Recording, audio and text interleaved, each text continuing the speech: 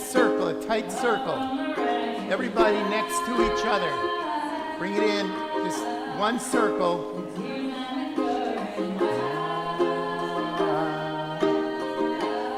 I'm going to scroll the Torah. So I want you to hold it underneath. Just hold it underneath, okay?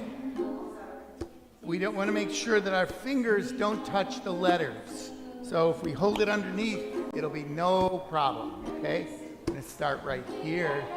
You get to hold this, just this one. I'm going to scroll it. Okay, so you hold it with both hands. Right. Yeah, got it? Got it. Okay, so put your hands underneath. Step in, hold the Torah up. Step right in, hold the Torah. Step in, hold it. You can put your fingers up just so that you're holding it. Yeah, that's good.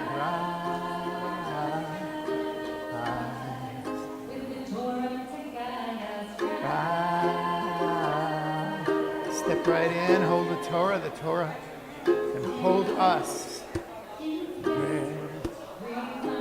Hold it top and bottom. You can hold it top and bottom. Top and bottom. Top and bottom. Okay?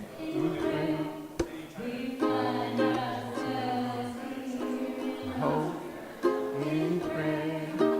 Hold. Step right in. Hold top and bottom.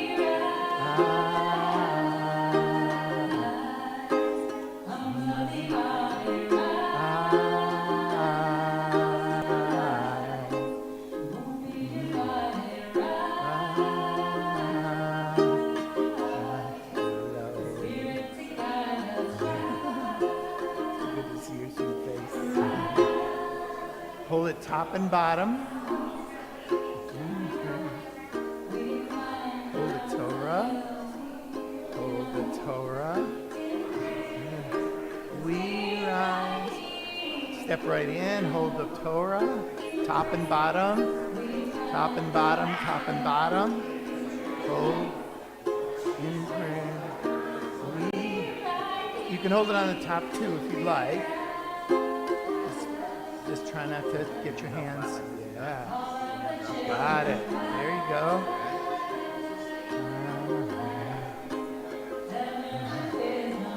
Nice.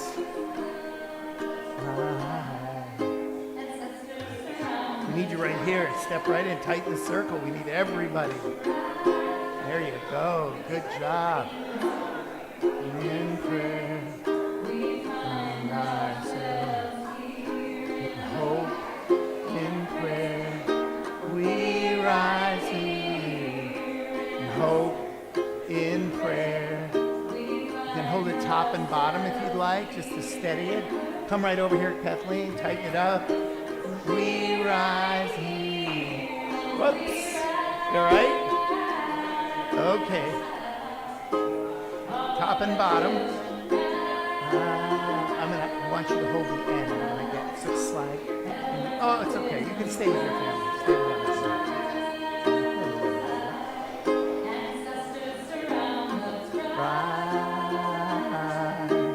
I'm going to ask you to hold the scroll, so stand next to it.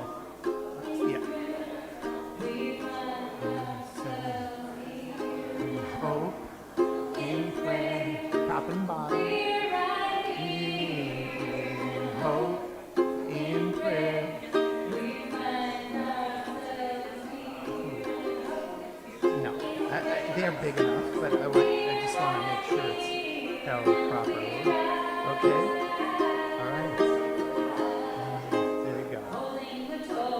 Rise.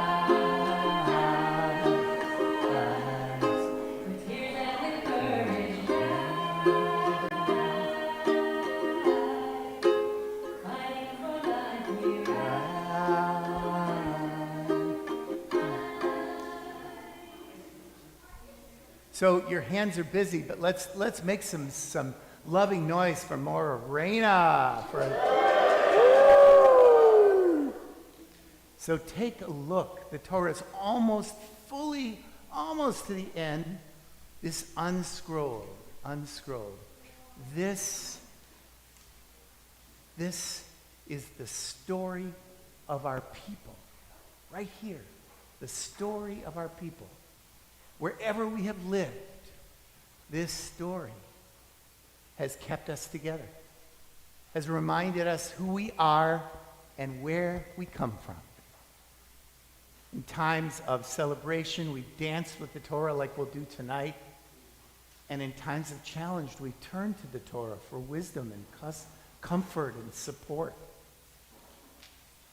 This Torah is made of, and you can get comfortable here, probably just hold both hands down here so you don't get tired. Right? Okay. This Torah is made from a skin of an animal. It's called parchment. And you can see this, you see the stitching here and the stitching here. In this Torah, it's every 4 to 5 columns. Sometimes it's 3, like here. Sometimes it's 5 or 4. So a scribe, let's just make sure you can hold it on top. Yeah, that's good, great. There's every letter of this scroll was written by hand. Look at it. A scribe started with a quill, a feather, maybe of a turkey, another bird, and he or she mixed their own ink. There's a whole tradition of the kind of ink you can use to write a Torah scroll. This probably, how long do you think it took for the scribe to write this Torah? Guess. A year. What do you guess? 10 years. Do we have another guess? 20 days. Woo! Probably between 9 months and a year. That's what I'm talking about. So imagine every day the scribe, and I've watched scribes do this work. Every day they get up and they have a piece. It's called a cloth, a section like this much. And it's stretched out like any artist, because these scribes are artists. And they stretch out this piece of parchment. Now, take one hand and feel the back of the Torah scroll. What do you feel? What do you feel? Anything? Okay, it's the skin of an animal, so it's a little. Sometimes you can feel a little fuzziness, but compare it to the front part, just at the top or the bottom. Compare the back and the front. This Torah is old, so it kind of feels a little the same. But the front part, where the writing is going to happen, the scribe takes a sharp instrument and scrapes off all the fuzz to make it smooth, and then takes a towel and wipes it down, and makes sure it's able, because she or she is going to put ink on it, so it's got to be smooth and flat. And then every day they get up, stretched out in front of them, and they start painting the Torah. They'll do an aleph, and a bet, and a gimel, and a dalet, and they'll write the letters, start writing. And they might work for 5 or 6 hours a day, painting the Torah. Most scribes are taught to work from the text of the Torah. I worked with a scribe who knew the entire Torah by heart. Look around. The entire Torah by heart. But even if you know the entire Torah by heart, because he had done 70 Torahs. He was 92 years old, and he'd done 70 Torahs in his lifetime. So he knew the whole Torah by heart. And he was still should have been working from the text, just to make sure he doesn't make any mistakes. Because if you make a mistake, let's say I'm working on this piece of parchment, and I make a mistake over here, and I've worked for several days. Well, if I can rub out the mistake and write over it, I could, but likely it's not. I might have to start over. Might have to just say, okay, that week I made a mistake. I have to. So it's an art. It's a painting art, but it's very exacting. It's very, very specific. So you'll see, if you look carefully, you have to pick your head, look over at the text. You'll see there are lines. They're very faint. The scribe scratches lines across. They're horizontal lines, and they're vertical. You can see right here, they're vertical lines. You can just see the edge. Look right where the column is. You can see a very tiny vertical line. They make lines because you can see that everything has to be within a column. So they make these lines. They scratch them in the parchment, and before they can go to work. There is everything connected to the Torah is organic. So these rollers, these wooden rollers, they're called an Eitz Chaim, a tree of life. These are Atzei Chaim, plural, trees of life.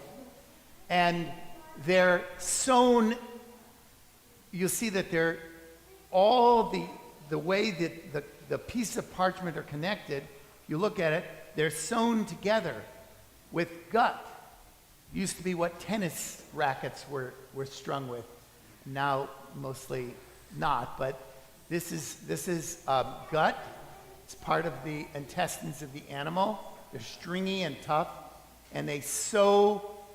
When each section is done, it's sewed to the other section, sewed together, and sewed. There are holes in the Eitz Chaim, and they're sewed tightly in. Everything is made from a living thing. Everything connected to Torah is alive and has a life force. So, any questions? What questions do you have about Torah? Anyone have a question? How is the ink made? The ink, well, every scribal tradition has their own special recipe, their own secret sauce. And they might use some coal or some different materials, and they mix